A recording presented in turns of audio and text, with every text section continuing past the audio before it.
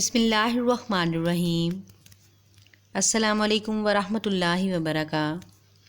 پیارے بچوں، آج آپ کے اسلامیات کے کام میں ہم موضوعاتی مطالعہ نمبر 1 قرآن مجید کے مشقی اور مختصر سوالات کا حل دیکھیں گے۔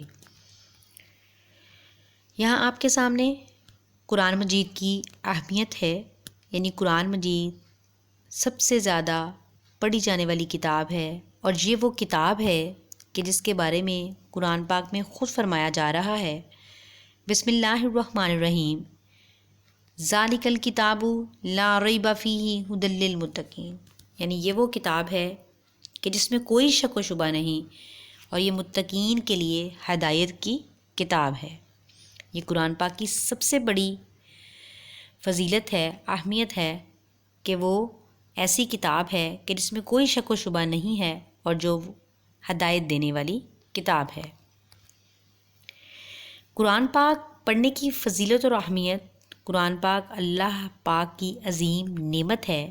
اس کو پڑھنے سے انسان کو بے شمار فضائل حاصل ہوتے ہیں، اور اس کا ایک ایک حرف پڑھنے سے 10 نیکیاں لکھ دی جاتی ہیں، اور انسان کے نامہ اعمال میں نیکیوں کی بڑھوتی اور اس کے گناہوں کی کمی ہوتی جاتی ہے۔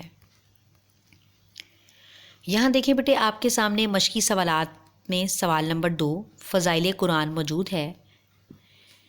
سوال نمبر 1 میں نے آپ کو بالترتیب امتحانی نقطہ نظر سے سکھایا۔ یہاں سوال نمبر 2 دیکھیے، پوائنٹس کی صورت میں آپ کے سامنے موجود ہے۔ نمبر 1، کلام الہی حقیقی کامیابی کا حامل ہے۔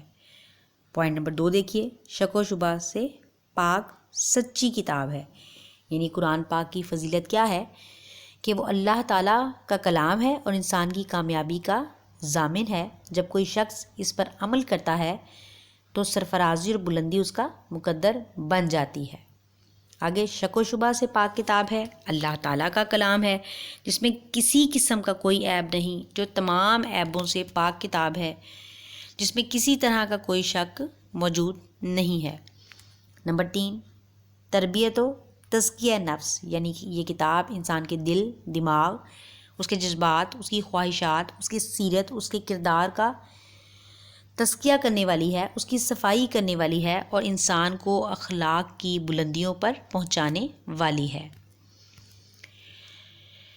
آگے، بے پناہ تاثیر کی حامل کتاب ہے، یعنی اس کتاب کا ایک ایک لفظ انسان کے عمل میں تبدیلی لانے کا باعث بنتا ہے۔ آگے، قرآن مجید کو توجہ اور خاموشی سے سننا چاہیے۔ کیوں؟ کیونکہ اس کے خاموشی اور توجہ سے سننے سے ہی اس کے اثرات، اس کے فضائل، اس کی اہمیت انسان پر نمایاں ہوتی ہے۔ آگے نمبر 6 دیکھیے، حضور اکرم صلی اللہ علیہ وآلہ وسلم پر تلاوت کا اثر۔ آگے، قرآن مجید کا اسلوب بیان، یعنی قرآن پاک کو کس طریقے سے بنایا گیا۔ آگے اگلا سوال ہے ہمارے پاس، قرآن کریم کی حفاظت۔ فضائل قرآن کے بعد یہاں ہم قرآن کریم کی حفاظت، جو اگلا سوال ہے، وہ تیار کرنا سیکھیں گے۔ یہ آپ بچوں کے پاس PTB کی بکس بھی موجود ہیں، اور یہ سلوشن سے بھی میں آپ کو اس کے جواب دکھاتی جا رہی ہوں۔ آپ اس تمام کام کو اپنے PTB کی بک سے بھی یاد کر سکتے ہیں۔ یہ آپ کے پاس آپ کی سلوشن بک ہے، آپ یہاں سے بھی اس سوال کو تیار کر سکتے ہیں۔ حفاظت قرآن کے پوائنٹس میں آپ کے سامنے پڑھ دیتی ہوں۔ قرآن مجید اللہ تعالیٰ کی آخری کتاب ہے۔ قرآن مجید کی حفاظت کا وعدہ پورا ہوا۔ حضور اکرم صلی اللہ علیہ وآلہ وسلم کے دور میں قرآن مجید کی حفاظت پر خصوصی توجہ دی گئی، اور قرآن مجید کی حفاظت کی سب سے بڑی ضامن جو ہے وہ قرآن پاک کی اپنی آیات ہے۔ اللہ تعالیٰ سورہ ہجر آیت نمبر 9 میں فرماتے ہیں، بسم اللہ الرحمن الرحیم، انا نحن نزلنا الذکر وانا لہ لحافظون۔ ترجمہ، بے شک یہ ذکر ہم نے نازل کیا اور ہم خود اس کے محافظ ہیں۔ ٹھیک ہے بیٹا، یہ جو قرآن مجید کی حفاظت والا سوال ہے آپ کے سامنے ہے، آپ نے اس کو یہاں سے تیار کر لینا ہے۔ اگلا سوال ہے، جمع و تدوین قرآن، عہد رسالت میں کتابت قرآن، حضرت ابوبکر صدیق رضی اللہ تعالیٰ عنہ کے دور میں جمع قرآن، حضرت عثمان غنی رضی اللہ تعالیٰ عنہ کے دور میں جمع قرآن۔ یہ سوال آپ کے سامنے یہاں موجود ہے۔ قرآن مجید کی حفاظت، جمع و تدوین کے 3 ادوار: عہد مآب رسالت صلی اللہ علیہ وسلم، عہد حضرت ابو بکر صدیق رضی اللہ تعالیٰ عنہ، اور عہد عثمان غنی رضی اللہ تعالیٰ عنہ. ٹھیک ہے. جو عہد رسالت مآب صلی اللہ علیہ وسلم کا دور ہے اس میں قرآن کی ترتیب جو ہے وہ 2 قسم سے ہوئی: ترتیب نزولی اور ترتیب توقیفی. ٹھیک ہے. پھر آگے ترتیب نزولی وہ ہے جس سے جیسے جیسے قرآن مجید نازل ہوتا رہا، اور ترتیب توقیفی وہ ہے جو حضور اکرم صلی اللہ علیہ وسلم نے صحابہ کرام کو ترتیب بتائی اور جس کے مطابق قرآن کو ترتیب دیا گیا. آگے پھر عہد ابو بکر صدیق رضی اللہ تعالیٰ عنہ میں قرآن پاک پر کون سے کام کیے گئے؟ قرآن مجید کو ضبط تحریر میں لانے کا اہم کارنامہ اسی دور میں سر انجام دیا گیا. آپ رضی اللہ تعالیٰ عنہ نے حضرت زید بن ثابت رضی اللہ تعالیٰ عنہ کو فرمایا کہ آپ نوجوان اور عقل مند ہیں اور کاتب وحی رہ چکے ہیں، لہذا آپ یہ فریضہ سر انجام دیجیے. اس کے بعد عہد عثمان غنی. حضرت عثمان غنی کو جامع القرآن کہا جاتا ہے. اس کا مطلب یہ نہیں ہے کہ انہوں نے قرآن کو جمع کیا، بلکہ انہوں نے امت مسلمہ کو ایک ہی قرآن کی قرات پر جمع کیا، اس لیے آپ کو جامع القرآن کہا جاتا ہے. آپ کے دور میں قرآن پاک کے نسخے جو ہیں انہیں ترتیب دیا گیا اور ان کو ارسال کروایا گیا. بیٹا یہاں آپ کا سوال نمبر 1 آپ کو پہلے کروایا گیا تھا. یہاں آپ کو فضائل قرآن، حفاظت قرآن اور تدوین قرآن کا جو کام ہے وہ سوالات دکھائے گئے ہیں.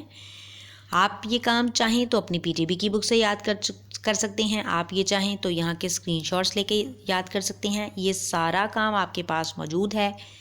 بس جس بات کا آپ نے خیال رکھنا ہے وہ یہ ہے کہ آپ یہ سوال نہ صرف یاد کریں گے بلکہ اپنی رف کاپیز پر لکھ کر اس کی مشق بھی کریں گے. مختصر سوالات کا حل کر دیکھیے آگے. یہ اسی باب سے لیے گئے مختصر سوالات کا حل ہے.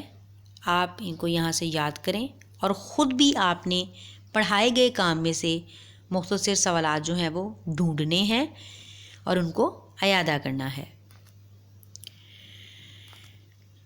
یہ بقیہ مختصر سوالات اسی باب میں سے لیے گئے ہیں، آپ کے موضوعاتی مطالعے میں سے لیے گئے ہیں. اگر آپ نے موضوعاتی مطالعہ اچھے طریقے سے یاد کیا ہے اور کروائے گئے سوالات آپ نے اچھے طریقے سے یاد کیے ہیں تو یہ مختصر سوالات انشاءاللہ آپ کو پہلے ہی یاد ہیں. یہ ان مختصر سوالات کی تکمیل اور اس کے ساتھ آپ کے کثیر الانتخابی سوالات ہیں. یہ آپ یہاں سے یاد کریں گے. کثیر الانتخابی کا اختتام ہو جائے گا یہاں پر. اس کی مشق بار بار کیجئے، مختصر سوالات کیجئے اور جو سوالات آپ کو دیے گئے ہیں اسے ایک ایک کر یاد کیجئے. یہاں آپ کو ساتھ ہی سوالات کروانے کا مقصد یہ ہے تاکہ آپ کا باب ایک ساتھ مکمل ہو جائے اور آپ ایک ایک دن کر کے ایک ایک سوال کو اچھے طریقے سے یاد کر لیں. شکریہ. اللہ حافظ.